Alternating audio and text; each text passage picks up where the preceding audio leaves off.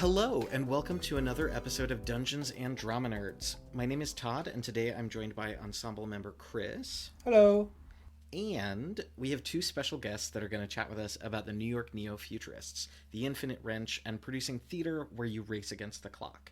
Listeners will know our ensemble member and esteemed audio engineer, Anthony Sertel Dean, but they might not know that they're also a member of the Neos and producer of Hit Play, their podcast. Hi, that's me. Those things are all true. And we're also joined by Rob Neill, ensemble member and artistic director of the New York Neo-Futurists. Yes, that is me, and I am happy to be here with you all digitally. Oh boy, here we go. To kick things off, Rob, can you explain for people who don't know sort of the ethos and origins of the New York Neo-Futurists? I'd love to. In 1988 in Chicago, a long, long time ago, in another century actually, they started the Neo-Futurists in Chicago, and that eventually led to some of us coming here to New York in the mid-90s, which then eventually led to this company, which started in 2004 in Brooklyn, New York, at the Brooklyn Lyceum, which is now Blink Fitness, I believe. Yeah, and the whole idea behind it is we have a collective, an ensemble of writer, director, performers who are tasked is a big thing in neo-futurism, with creating short plays that are put in mostly into the delivery mechanism of what used to be called Too Much Light Makes the Baby Go Blind, but is now a show called The Infinite Wrench.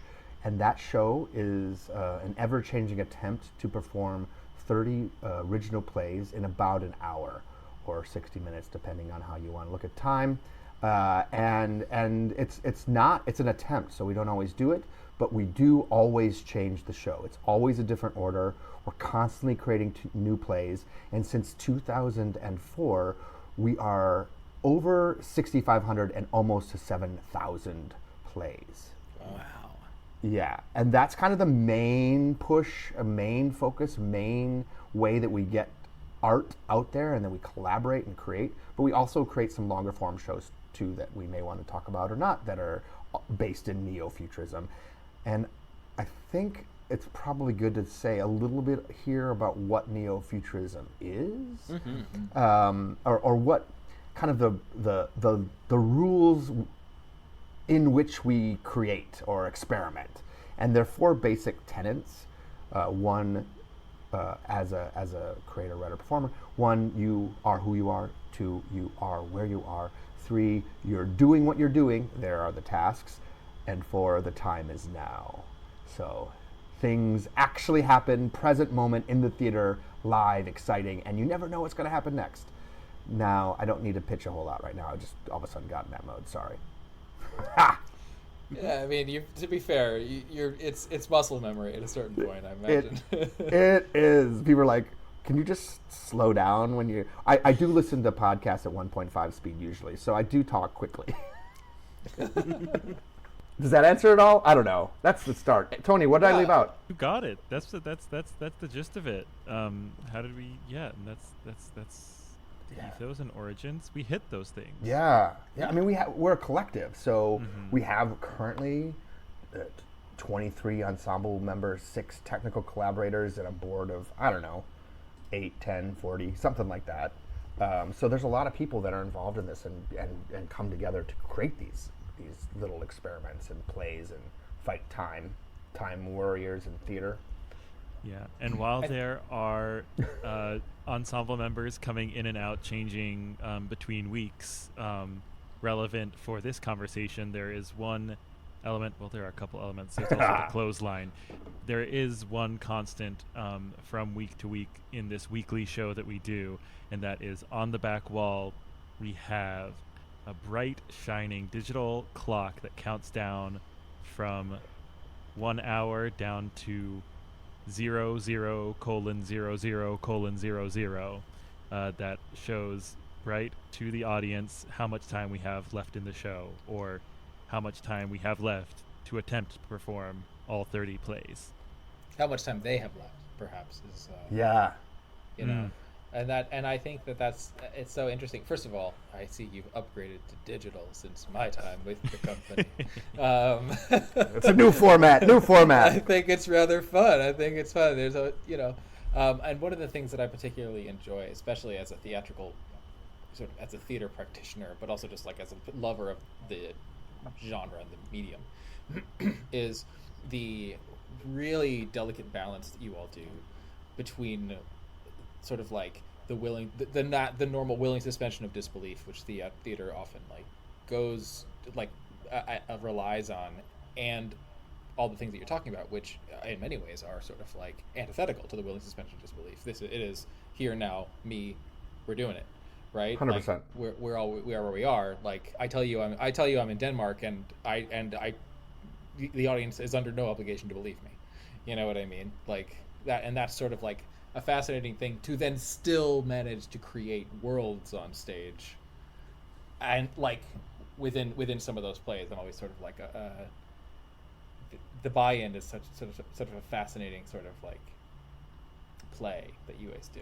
Anthony, I suppose, well, we sort of already started talking about this, but the next question is to speak a bit more about the Infinite Wrench, and maybe you can speak about the mechanics of it as it pertains to how you operate within those 60 minutes or hour, or depending on the flat circle of time. Sure thing. Yeah. I think there's something really exciting about how you're talking about getting into these worlds that are very much true worlds that don't necessarily have the suspension of disbelief, but it is all somewhat within the bounds and in the rules of gameplay almost. Because we do have set rules that we have for ourselves. At the top of the show, we have a clothesline hung above the stage with 30 different pieces of paper. On each of the pieces of paper is a number 1 through 30. The audience is given a menu, what we call our program, a piece of paper that has the play titles listed from 1 to 30, and it is on the audience to call out and order what play they want to see next. And that's the start of the rules of the game. And even within the plays themselves, once the number has been called, we've set up the stage and we're ready to go into it, creating these theatrical scenarios while still being ourselves in this place doing the thing requires basically setup for a game. You are setting up the parameters in which to play. These are still plays. We're still on stage in a theater playing. And it's really basically, we've set up the rules and we're going to go into it. Sometimes the rules have a script. Most of the time, the rules have a script, and we're following that, and we're playing in that way. But there's always room for chaos and chance to come into here.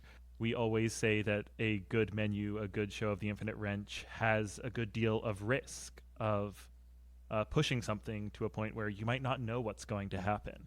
And that's where part of this theatrical game comes into play in a really exciting and alive way. I have 2 small questions about the Infinite Wrench. So when I lived in New York in like 2013 to 2014, I saw a number of Neo shows. And one of my favorite things, though, I want to know if this still happens. Do you still order out if you sell out? Alas, that's okay. Currently, we do not, but that's mostly because of the fact that the pandemic kind of took that away from us to That's share fair. postage stamp slices of pizza with the audience. Yep. Yeah. It was always the best nights, though, when it happened. Like, yeah. There's something delightful about it. And then I have always wondered about, and if you don't want to share this on the podcast, we can totally edit this part out, but I have always wondered about the rules of the name tags. Oh. Like, I know that there's always a person with headphones. I have never know what they're listening to. Mm-hmm. And I know that they ask me what my name is, and what gets put on the card is never that thing. Yes. Those are basically the rules. I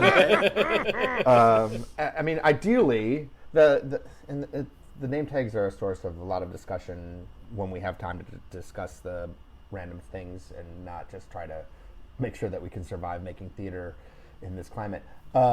and pay people to do it. But the name tags, ideally what you're doing is you're listening to something that you really can't hear what people say to you. Yeah. So you're responding to things, and I like, people do it differently. I like to free associate with what I'm listening to and like what I've written before, and sometimes you'll get on runs. But the idea ultimately is to give them something that isn't an actual name, definitely not their name, and I would say the third stated rule is that it's not offensive. That's good. Which is subjective, what offensive is. But ideally you're giving somebody something that is a little unique experience for them. I think that's interesting, and I know we're already going off script, but I like that is a fascinating sort of like beginning to the experience, right? Mm-hmm. That is an interesting first move, and it sets your audience up to, how do I put this, like, to consider themselves in a certain way in this space, right? It's a little bit of magic circle we're talking about here, right? They've entered the magic circle of this experience, and they are asked to give their name and are given something else, and that informs them of what this evening is going to be in a certain way, right? That like that it also gives them a certain degree of permission to perform, right? And I think that like just the mechanic of that is such a joyful and effective means of communicating to the audience like who they are in this space and the permissions that surround that. Yeah, it's a fine line too. If people go too deep into it with the rules that we give, they're like, well, why am I getting a name that's not my own? But they don't get those rules until they've sat in the space and the show is beginning, right? So by getting the name tag on entry, they're given something that kind of jars the reality that they're playing with and the way that they would normally be in a theatrical space. They're being given permission on one level to participate in a way that maybe they, as themselves before they came in the space, wouldn't think they could. Yeah. We're still asking them ultimately to be themselves, but they don't know that before they get in, ideally, if they've never been before.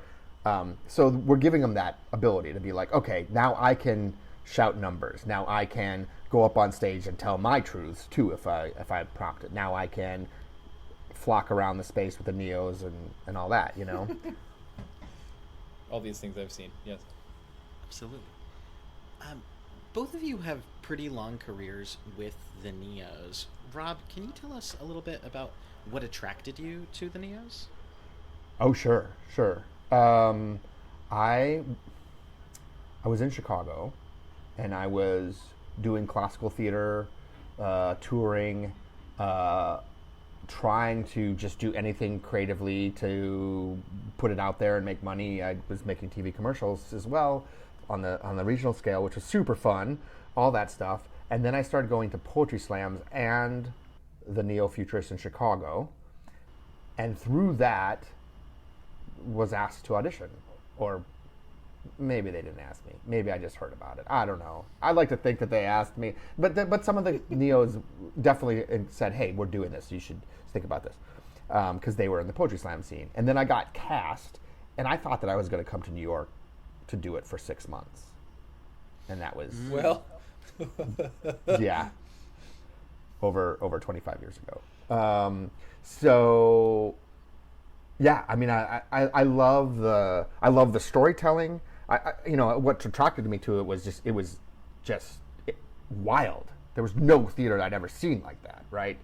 And to be able to take a bunch of people's different stories and put them in random order and create a show, it's different all the time. I love that idea. What I've found by doing it more and more is what I also love is the community that we're creating and the people that we're bringing together, not only in the ensemble to collaborate and create with and put our work in conversation with, but also the nightly community that we're creating at the theater.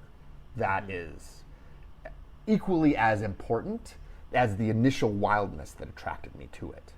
initial just energy and fervor that was that show that I went to above a funeral home in the north side of Chicago. Oh man, I want to ask more about those questions, but I do think I want to keep moving. Okay, Anthony, what keeps you excited about working on the Infinite Wrench and hit play? Yeah, it seems almost like a given in some ways to always be excited about working on the Infinite Wrench, just because of both. I mean, I think the number one thing, as Rob mentioned, is the community aspect. I think especially in the last few years, I think that aspect has really increased in significance in the work that we do. I think part of us going into lockdown and having one another as both an interpersonal support system and an artistic support system. Like, we did not stop making art through 2020, through 2021. We kept on finding new ways to support one another, and the interpersonal bonds really grew from that. Which is like, you could say, you know, we like making art, and we're excited about art coming from and with people that we like. That can be true really anywhere. Though I do think it's special here. I think the thing that keeps me engaged and interested is, in addition to that, is the mechanisms that we have in place.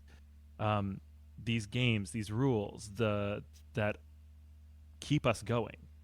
We do the Infinite Wrench 50 weeks out of the year. Friday and Saturday nights, 50 weeks out of the year, plus some specialty shows here and there on top of that.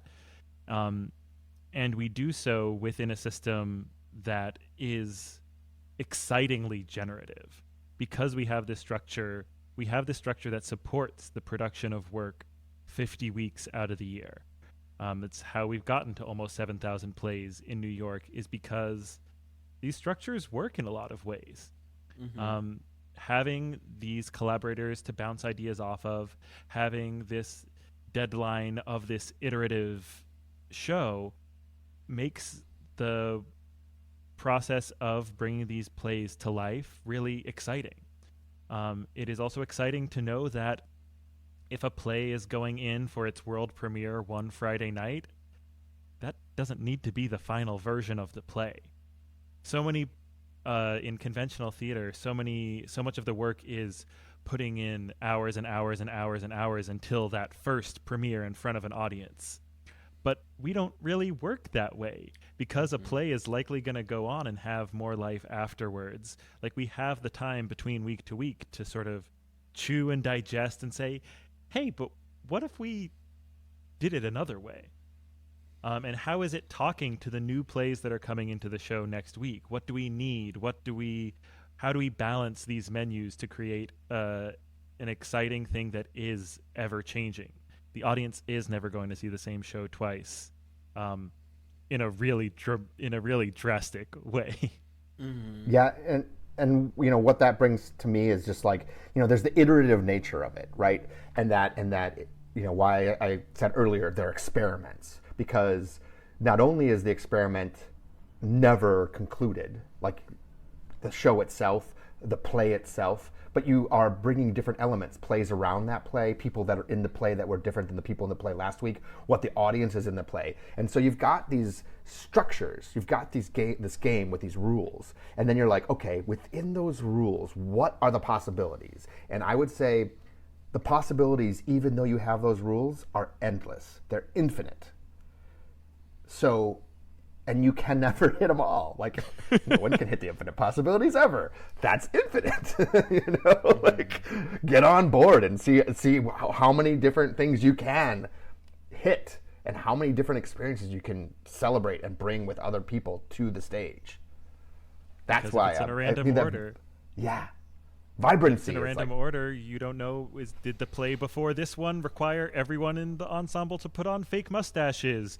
Oh no, does the stage smell like soup because we spilled soup as a part of a play 3 plays before this? Is everybody soaked in water or beer or dirt? you don't know, and then you or all of a is sudden everyone have on the verge of tears and they need to break out into a dance number. yeah.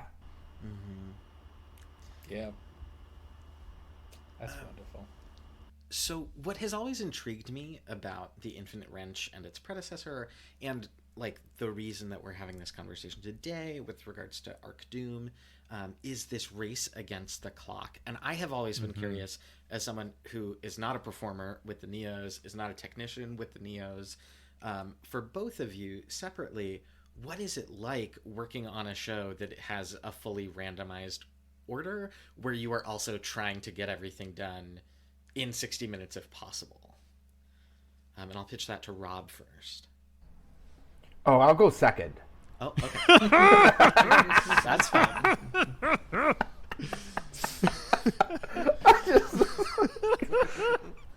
Go ahead, Tony. I'm sorry. Okay, yeah, you'll go second.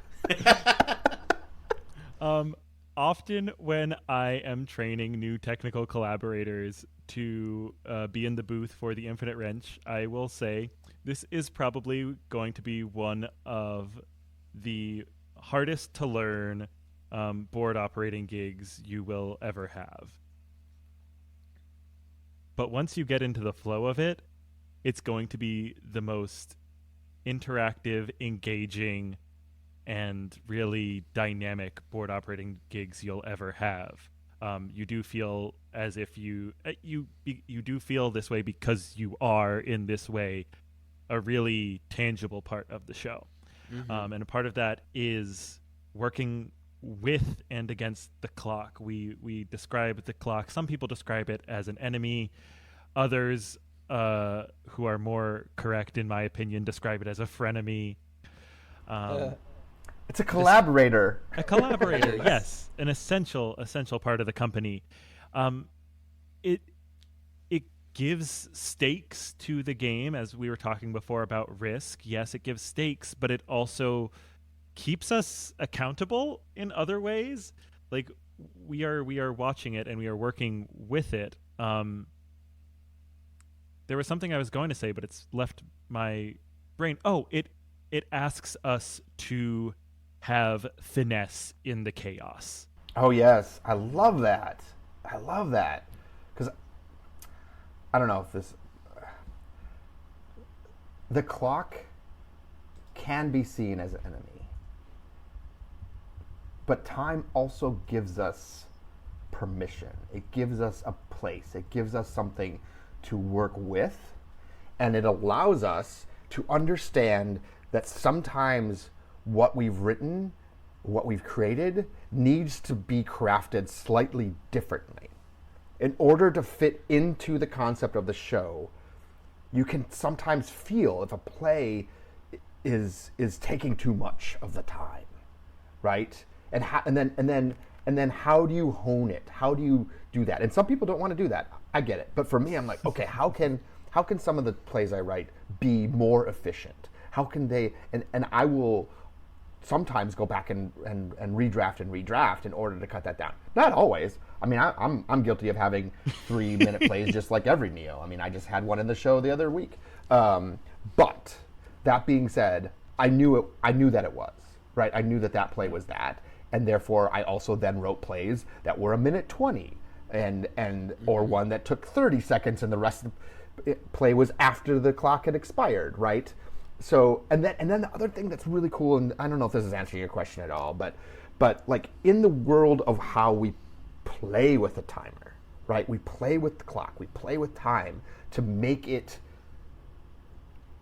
like we break the rules, like we stop the clock sometimes, or we have things that happen out of the time of the show, even though it's really part of the show, right? We have things that happen after the show's over. We have things that happen that have residuals beyond the day that even the show happens. And so when you do that, I feel that we now understand that you have to do that with purpose, because you're telling the audience that it's this thing, and if you're then going to do this thing that totally breaks time, not possible, but breaks the time of the show, then you better have a good reason for it. Or just do it willy-nilly, supercatically, and that's a good enough reason in my mind. But not everybody's, right? Like, so you have that other thing to work with in a way that even an answer to a question that has been this long is too long for the show, right?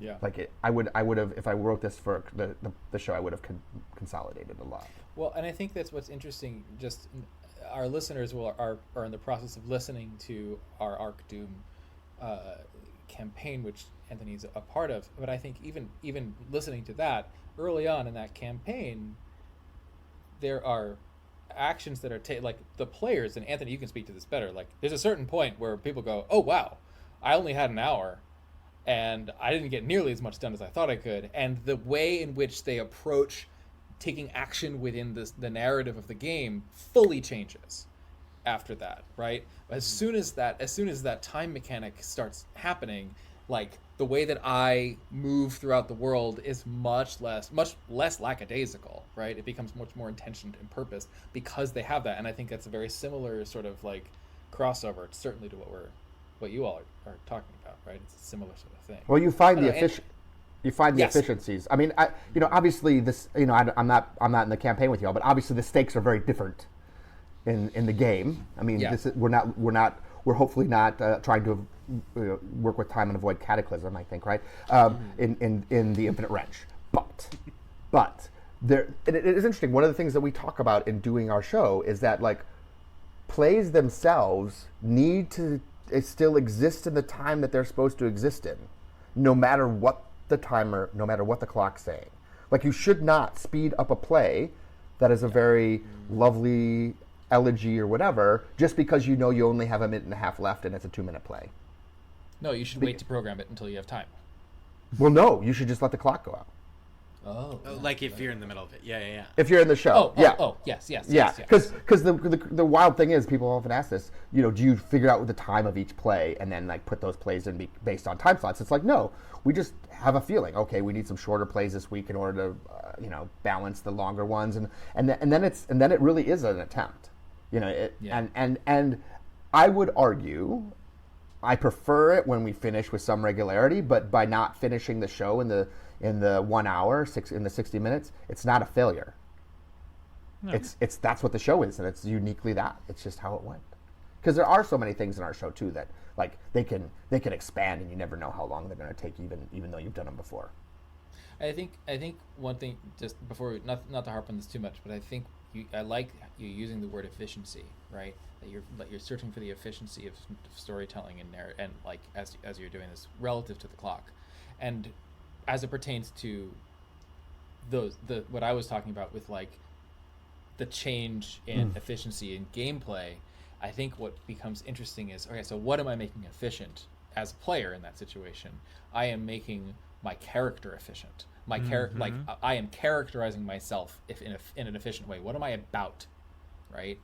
And by doing that, I sort of like narrow focus to a certain degree of like what really matters, and it gets you driving forward. And I think it's actually a very interesting thing it has been very interesting to listen to in our campaign. Everybody sort of like get to do that. I right? totally, and I think there's something to that in that it is not always the plot that needs to be gotten to faster. Similar to what Rob was getting at, a play is going to take the time it takes to do the play, and it's not always going to be this to that. I think in the game, in the way that Arc sets up the way you can use your time, I think there's also something really excited to be thought of with the bonds system, and developing your character is not a useless use of your time. I think there's something really impactful about that. Like, yes, you are working against the clock to prevent the apocalypse, but it is just as valuable to be working on and to be doing a scene that is really just for character development, in a way to understand how you are building these bonds, how are you using these bonds, then to further along the plot action, which I think super juicy there. It's the how, right? It's not the binary of do we stop the apocalypse, do we not, is always going to be there for every time you play the game. It is the how we do it that is the reason we do it in the first place. And I would argue that's theater, that's that's what we're doing, right? That's It's the journey over the. Yeah, you're not playing for the end of the thing to happen. You're it's playing the for friends the we made along the way. You know what I mean? Yeah, 100%. It's the minor bonds we spent along the way. That's true. I want to apologize for the long-windedness of this next question, but I know over the years, different Neos have also done like longer format productions with the company.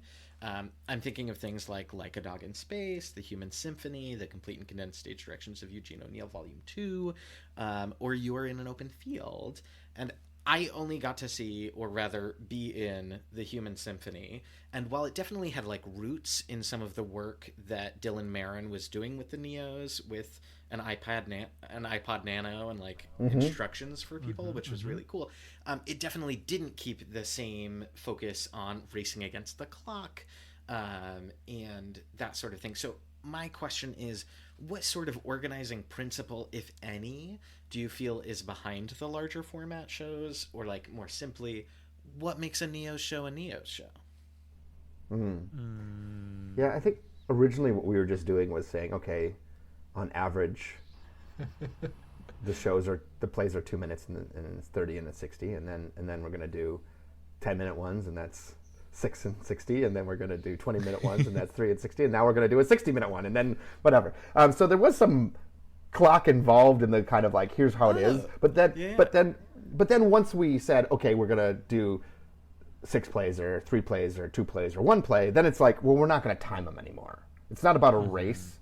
And and we'll embrace elements of time and randomness maybe within the shows, but the idea is that the core is still neo-futurism, which isn't necessarily time-based theater, right?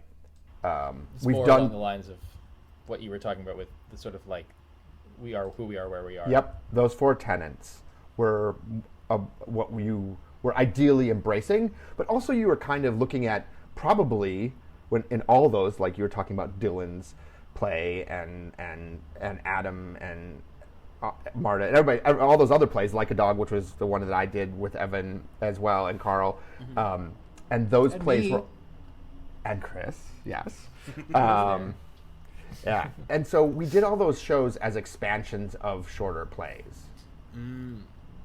And so, and actually, Like a Dog was a 2-minute play that turned into a 10-minute play, and then turned into, what do we end up clocking in, like 70 minutes, 75 minutes? Yeah, so, it was 75, yeah.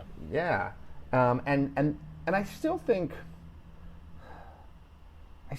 that a lot of those plays have elements that are little chapters or little vignettes within the larger scope. But they, hopefully, cohere as one piece of storytelling, right? So in Like a Dog, that was pretty straightforward. In You Were in the Open Field, and Not Just A, those were pretty straightforward. We did a play called Unafraid around this time, a long time ago, because it was about scary stuff, and it was in random order. It wasn't a race against the clock, but there were elements that were in random order that were, determined by a Ouija board. And we did it. And it was a weird and amazing show. But it still wasn't worried about the time element. And except for that we've never done a show that had an intermission, thankfully. No offense, intermission shows, but... Yeah.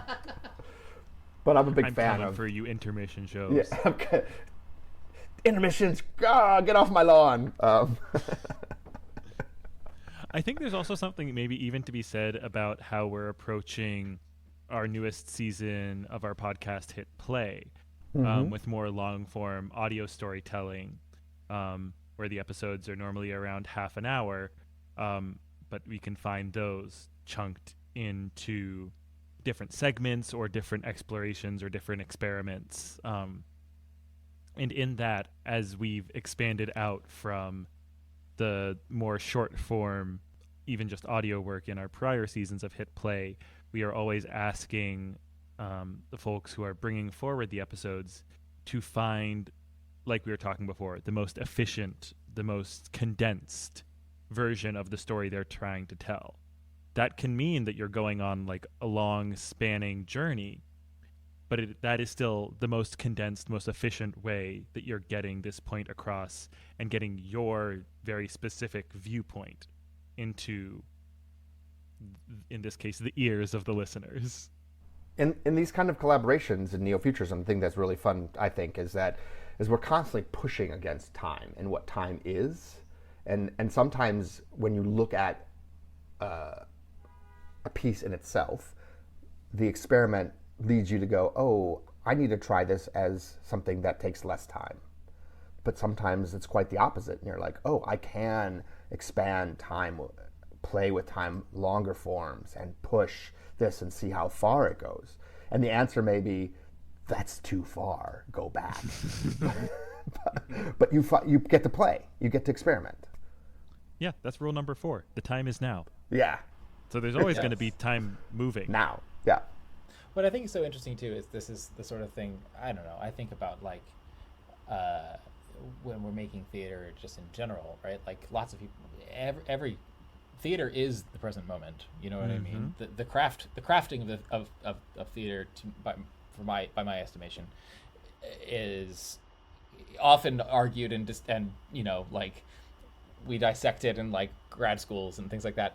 But to me, the actual craft, the actual materials of theater are sort of like is the contract between an audience and a performer, right?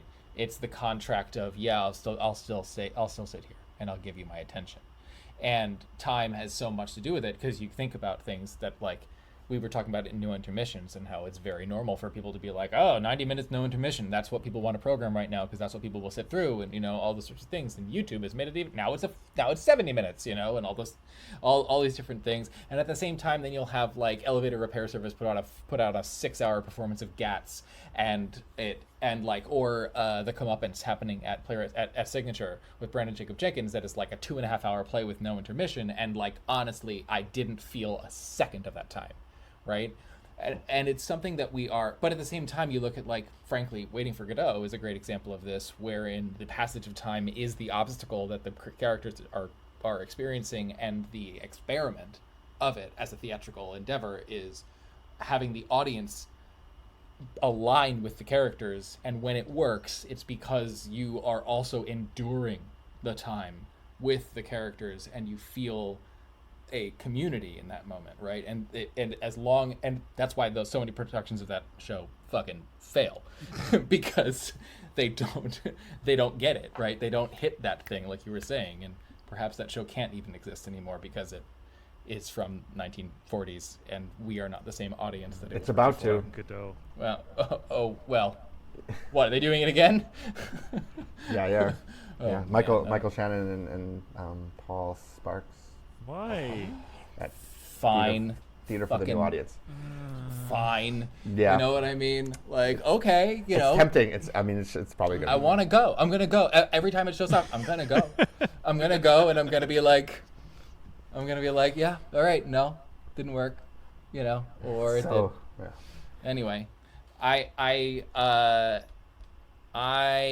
want to thank you both for joining this conversation. And I also want to, I mentioned I got emotional earlier. I want to take this time to thank Rob and to thank the Neo-Futurists for, in many ways, helping me figure out who the fuck I wanted to be as an artist when I was 22 years old. And I didn't know anybody, and I didn't know anything. And they took a chance on me to let me go into the booth because Lindsay Perlman said I met a kid named Chris. He seems capable to... That's literally what she said to Lauren Parrish when they were like, we DOS Tech, is somebody available? And she said that, and then I went up into that booth, having never run a show in my entire life, on a 2-scene preset, which I'd never seen in my entire life, and you let me be a tech for 2 years and figure out how to do that. And I learned a lot about how to be an artist because of that, and because of you, and because of the example that you all set. So thank you personally. And is there anything upcoming that y'all would like to plug? Anything going on beyond the incident? I mean, the Infinite Wrench. It's Fridays and Saturdays, 50 weeks, 50 weeks a year. I mean, show up. Let's hope. That's the idea. And thanks for your work in doing that. I mean, that's the idea. Is it's like we're gonna put people together on a team to make cool shit, and there's some rules, and there's hopefully a space, and ideally there's an audience, and we can pay people to do that, and that's magic. That is, and we're gonna keep doing it. We're looking at a new space. We're at the Crane until December 16th is our final show at the Crane. So we have I don't know, what is it? I don't know when people hear this, but a few weeks left probably when they hear this. So they should come and see it, and then we'll go somewhere else, and we'll be doing the Infinite Wrench somewhere else, and that's going to be announced probably at some point in November. So they can go to our website nynf.org to check that out. And then we do this amazing podcast that, Tony, you want to say more about Hit Play? Sure thing, yeah.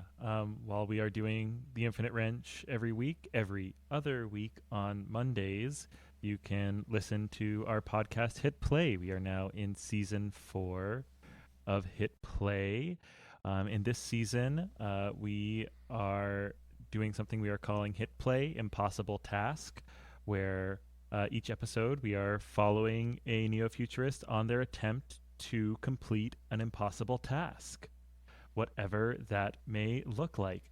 Episode 1 of this new season was neo-futurist Lee working to conjure ghosts, and then along these paths we hit on some tangential metaphorical explorations. Does Mike Manship make his way onto an active NBA roster? You'll have to listen to find out. That just launched, yeah. Yeah. And you can find all that. We have our past seasons, because this is season 4, on our website as well. And once we land in a space, we'll also get back to teaching some workshops so people can learn how to storytell with us, like us, which is applicable beyond just the short form play.